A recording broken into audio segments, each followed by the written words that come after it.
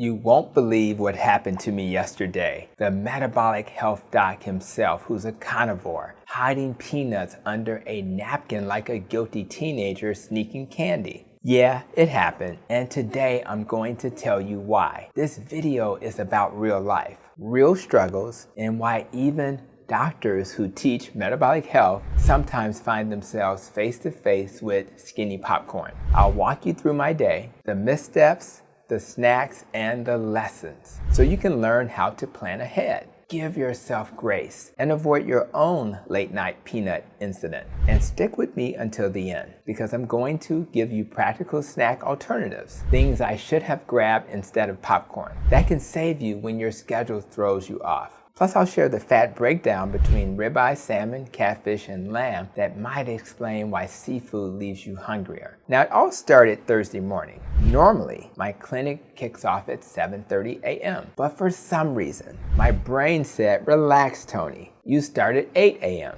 Wrong. So I stroll in at 8, already 30 minutes late. And in my clinic life, where most appointments are 15 minutes, that's like being 2 or 3 patients behind before you even hang up your coat. Not a great start. Now, stacked on everything else, it was Teammate Appreciation Week. Our teammates are the backbone of this clinic, and we had a paint and sip planned during lunch. Of course, in our clinic, the sip wasn't wine, though I imagine that would have made charting very creative in clinic. Add to that interviewing a new doctor between patients, then meetings at 4 p.m. and 5:30 p.m. with my last patient at 3:30 p.m. In other words, a tight squeeze. Normally, I eat between 12 and 7 p.m. But this day, no lunch. And while carnivores like me do just fine fasting, the problem wasn't hunger. It was what happened later, when the dominoes started falling. So I get home and here's the scene.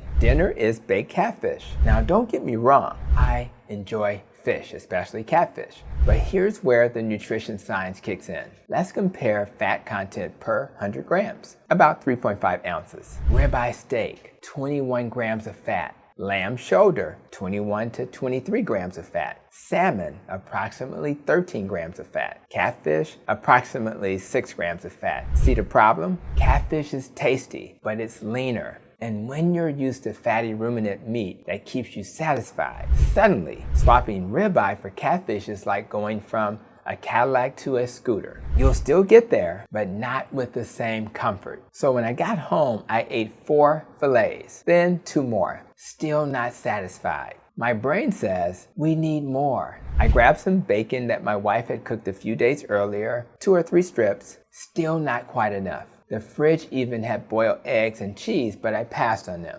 I just wasn't in the mood for those today. Instead, my cravings went roaming. And this is where the trouble really began. I grabbed some pork cracklings. Great choice, right? High fat, crunchy, satisfying. And then I put the bag back in the pantry. But right there on the shelf, like it was taunting me, was skinny popcorn. Yes, skinny popcorn. The problem is popcorn has almost no staying power. It spikes insulin, barely fills you up, and before you know it, you're in the bottom of the bag wondering what happened. I wish I could say I stopped there. Nope. As I clean up, I opened a cabinet and found peanuts.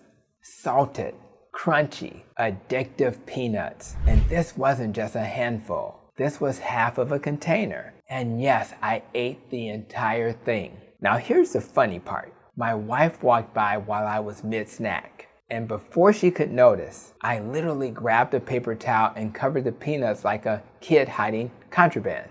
A Carnivore Doc covering peanuts. Why? Partly because she knows peanuts makes me gassy and bloated. And partly because, well, it just didn't look good, did it?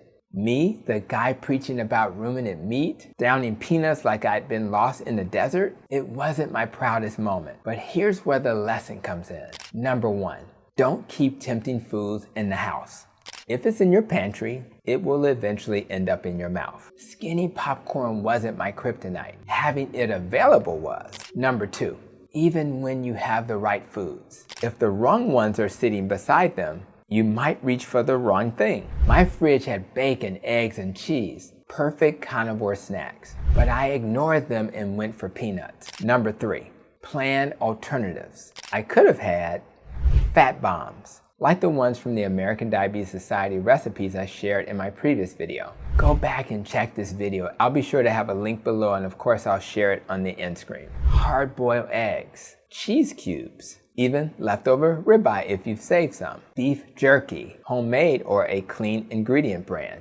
High in protein, portable, no sugar added. Chicken skins or salmon skins, oven baked for a crunchy, fatty snack. Sardines, nutrient-dense, portable, and rich in omega-3s. Smoked salmon, which is quick, tasty, and satisfying. Deviled eggs, made, of course, carnivore style. Just yolk, mayo, and spices. Cold cuts from the deli, but of course avoid sugar-laden versions. Cheese crisp or baked cheese bites, crunchy and satisfying. Duck fat or beef tallow cubes. Sounds a little hardcore, but some carnivores use these as fat bombs. And the list goes on and on. Number 4, give yourself grace. One snack mistake doesn't define you. I didn't wake up bloated the next day, and life went on. I even apologized to my wife for hiding the peanuts, because marriage is about honesty, and because I didn't want her discovering the evidence later. But here's my encouragement. Plan your environment. Stock your house with foods that align with your goals. Don't expect superhuman willpower, expect real life. And when you do stumble, don't beat yourself up. Learn, laugh, and move on. And if you found this video helpful, hit that like button. It helps more people find this channel. Subscribe if you want more real stories, real science, and some humor along the way. And don't forget to check out the video here where I show all of the wonderful recipes from the American Diabetes Society, and click here to subscribe to my channel. Until the next video, give yourself some grace.